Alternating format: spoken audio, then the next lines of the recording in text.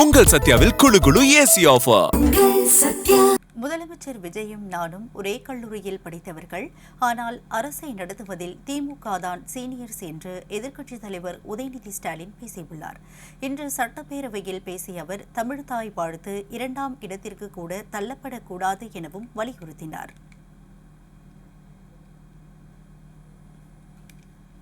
இன்னைக்கு எதிர்க்கட்சி தலைவராக இருக்கிற நானும் ஒரே காலேஜில் படித்த ஓல்டு ஸ்டூடெண்ட்ஸ். ஒரே காலேஜில் நாம் படிச்சிருந்தாலும் அரசாங்கத்தை நடத்துறதுல திமுக தான் சீனியர் பேட்ச். அது உங்களுக்கு தெரியும். 1967 ஆட்சிக்கு வந்தது திமுக தான். நாங்கள் தான் சீனியர்ஸ். அந்த அடிப்படையில் எங்களுடைய நாலேஜையும் எக்ஸ்பீரியன்ஸையும் நாங்கள் ஷேர் பண்ணிக்க ரெடியாக இருக்கோம். அதை ஏற்றுக்க நீங்களும் தயாராக இருங்க. ஏன்னா நமக்கு எப்பவுமே தமிழ்நாட்டு மாநிலத்துடைய நலன்தான் மிக மிக முக்கியம். மாண்பு பேரவைத் தலைவர் அவர்களே, நீங்கள் போட்டியின்றி தேர்வாகியிருக்கீங்க. மாண்பு முதலமைச்சரும் எதிர்க்கட்சி தலைவரான நானும் உங்களை அவை முன்னவரும் இந்த இருக்கையில் உட்கார வச்சிருக்கிறோம், அமர வச்சிருக்கிறோம்.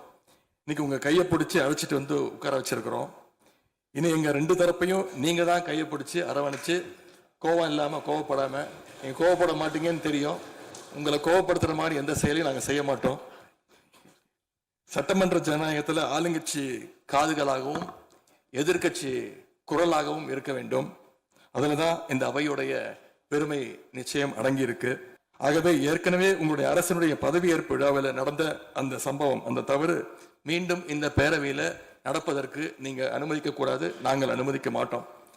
பேரவையில் மட்டுமல்ல, தமிழ்நாட்டில் நடக்கக்கூடிய எந்த நிகழ்ச்சியாக இருந்தாலும் சரி, அரசு நிகழ்ச்சியாக இருந்தாலும் சரி, எந்த நிகழ்ச்சியாக இருந்தாலும் சரி, தமிழ்தாய் வாழ்த்து என்றைக்கும் 2வது இடத்திற்கு நாம தள்ளி போக விடக்கூடாது.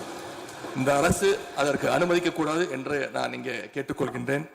ரொம்ப விழிப்போடு இருந்து நம்முடைய உரிமையை மரபை பாதுகாக்கணும்னு உங்களை எல்லாம் வலியுறுத்தி நான் கேட்டுக்கொள்கின்றேன்.